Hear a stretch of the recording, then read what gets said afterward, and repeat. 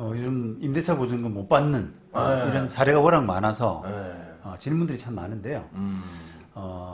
그 중에서 이제 우리가 보증금 못 받고 집을 나가야 될 때, 그럴 때 이제 뭐 주의할 점, 고민해야 될 부분 이런 부분입니다. 아, 자기 무슨 학교 뭐 계약 때문에, 애들 계약 때문에, 아니면 자기 일 때문에, 네. 아니면 계약해 놓은 집 때문에 나가야 되는. 그렇죠.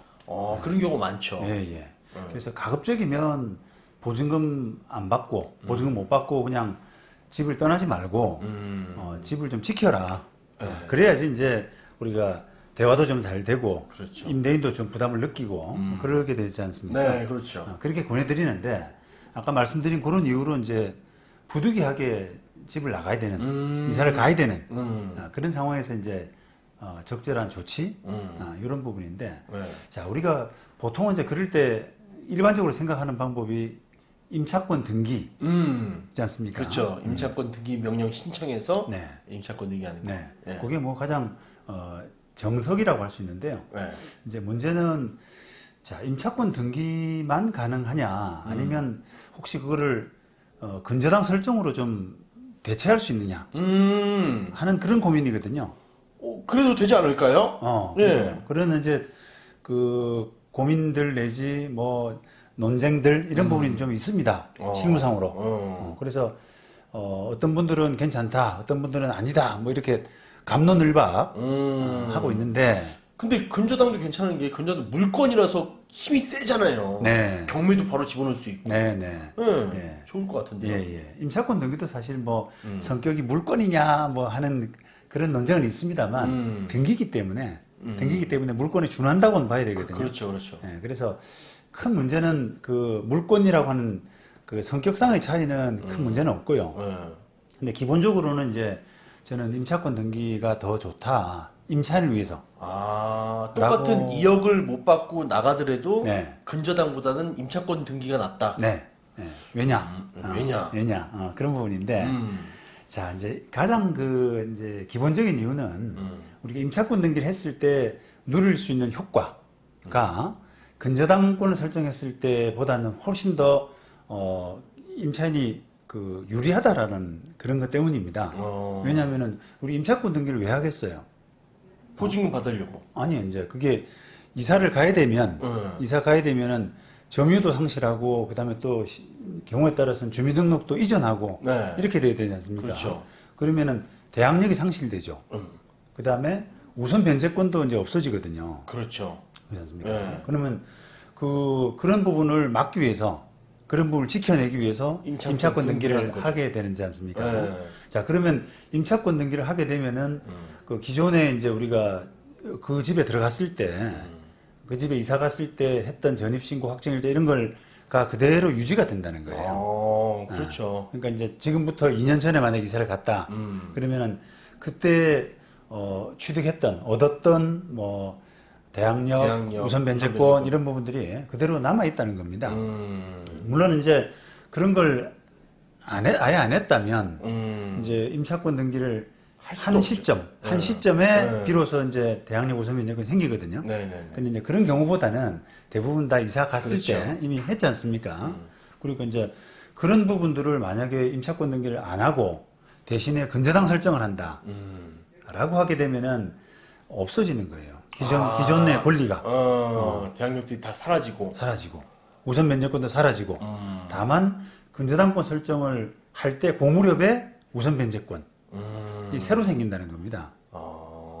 자, 그러면 이제 우리가 보통은 그 등기부등본을 보고 이게 굳이 임차권 등기를 안 하고 근저당 설정을 하더라도 등기부등본상 깨끗하면 그냥 근저당 설정하지 뭐 이렇게 또 쉽게 생각할 수가 있지 않습니까? 그렇죠. 그런데 또 그런 것도 아닌 것이 우리가 등기부에 보이지 않는 그 임대인의 조세 채권 이런 부분들은 또 등기에 뭐가 발생했을지 알 수가 없잖아요. 그러니까 등기부에 없다고 그래서 내가 이 저당권이 가장 앞선다. 경매 갔을 때 이 저당권 가지고도 충분히 내가 1순위다. 이렇게 이야기하기가 어렵단 말이죠. 그렇죠. 뭐 국세나 지방세는 뭐 거의 1년 전 거 막 이렇게 법정 길이 빠른 게 우선이니까. 그렇습니다. 그 전에 체납했으면 그렇습니다. 무조건 나중엔 선순위니까. 그렇죠, 그렇죠. 오. 예. 그런 부분 때문에 이제 기본적으로는 임차권 등기를 해서 기존에 그 누렸던, 기존에 가졌던 대항력 우선 변제권을 그대로 가져가고. 유지해 나가는 것이 기본 원칙이라는 거예요. 그렇군요. 그렇죠. 네. 자, 그리고 또 하나의 이제 차이점은 임차권 등기는 임차인이 혼자서 하는 거예요.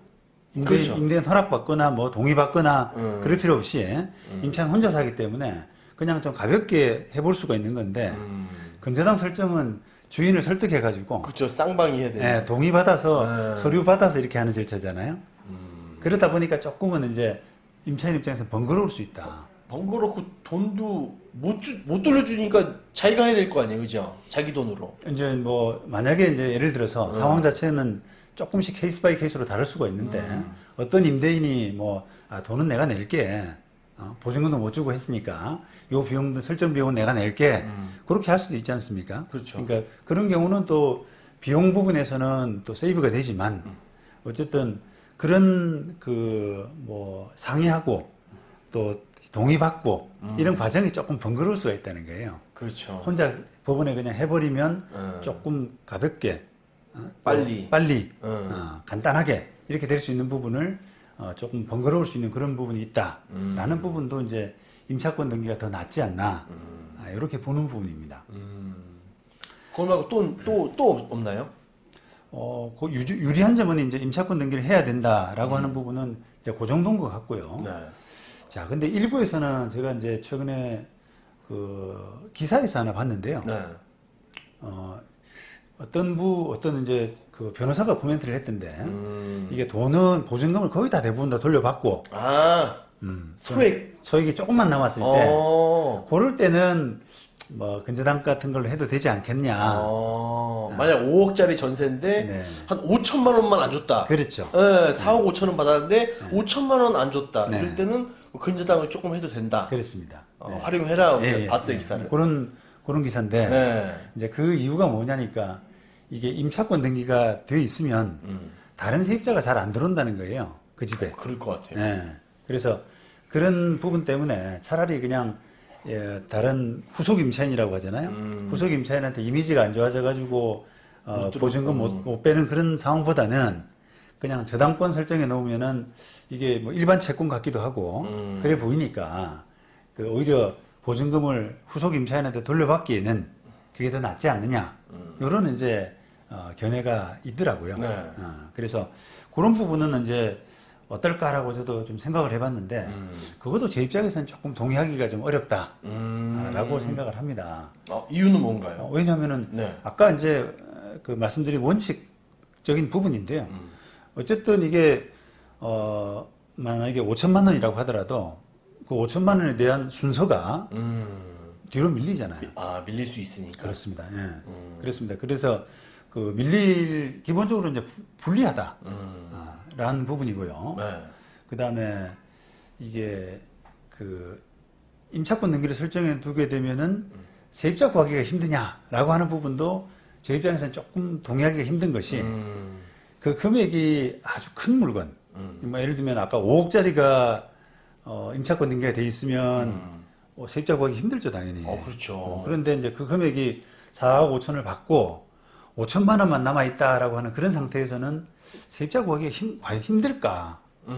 그러면 그 등기에도 뭐 5억짜리가 아닌 5천만 원만 남아있다라는 게 표시가 되나요? 그렇습니다. 예. 제가 이제 지금 자료 보여드릴 텐데, 네. 임차권 등기 결정문에도 이제 받아야 될 보증금이 기재가 되고요. 그 다음에 등기부에도 못 받은 보증금, 액수, 이런 부분이 기재가 됩니다. 그래서 5천만 원만 못 받았다면 임차권 등기를 5천만 원만 신청하면 되는 거예요. 그럼 똑같은 부담이니까 뭐 그렇죠. 예, 상관없겠네요. 그러니까 저당권이 5천만 원 돼 있다는 것과 임차권 등기가 5천만 원 돼 있다는 것과 본질적인 차이는 없지 않나. 없죠. 네. 네. 그러니까 후속 임차인이 들어오는 부담감은 비슷하다라고 똑같다. 저는 보는 겁니다. 그러니 그냥 임차권 등기해서 네. 대항력 우선 변제권을 가져가라. 네. 그렇습니다. 네. 자, 그리고 조금 이제 이게 그 다른 측면에서 이거를 이제 권하는 이런 근저당 설정이 좀 낫지 않냐? 후속 임차인 드리는데 는 근저당 설정이 낫지 않냐라고 하는 생각하는 사람들은 이게 그 임차권 등기가 돼 있으면 아 집주인이 이게 보증금도 돌려줄 능력이 없는 사람인가봐 이렇게 생각하고 조금 꺼리잖아요. 아, 그죠? 그 자체로만 가지고. 미친 게 아니라 보증금을 전 임차인한테 안 줬네? 그렇죠. 라는 그 이미지 때문에. 그렇죠. 예. 그럼 세입자가 아, 이 임대인하고는 이 집에 못 들어가겠다 이렇게 생각할 수가 있다는 건데 그거를 근저당 설정으로 하면서 조금 눈속임을 하자는 거거든요. 그 취지가. 근데 그거는 조금 전 부도덕하다는 생각도 들고요. 그러니까 임대인이나 또 돈을 5천만 원 못 돌려준 임대인이나 또 기존에 5천만 원을 받아야 될 임차인이나 또 중개업자나 다 모두 다 세입자가 들어와서 그 돈으로 자기가 해결하고 싶은데 그렇게 하기에는 근저당권이 다소 조금 눈속임 하는데 좋다. 요런 뉘앙스가 좀 있는 것 같더라고요. 그렇죠. 새로운 임차인이 들어왔을 때 만약에 4억에 들어온다 그랬을 때 5천만 원 남았는데 전 그 임차인 5천만 원 빼줘야 된다 그러면 기분이 나쁠 거고 아니면 그냥 은행에 돈 5천만 원 감다 그러면 예, 제 부증으로 갚고 깨끗하면 해주세요 이렇게 할 테니까 그죠? 그러니까요. 예. 그래서 그런 약간 눈속임 효과도 좀 있는 것 같아서 그거는 좀 바람직하지 않지 않느냐 그런 생각도 좀 들고 그래서 여러 가지로 꼼수. 네, 꼼수다 생각이 들고요. 네. 다만 이제 그런 건 있어요. 우리가 아까 물권이라고 말씀하셨잖아요. 네. 저당권을 네. 그 근저당권을 설정하게 되면은 임차권 등기보다 유리한 점은 바로 경매를 칠 수가 있습니다. 네. 그렇죠. 임차권 등기는 그 자체 가지고 경매는 안 되죠. 네. 어, 따져야죠. 진짠가.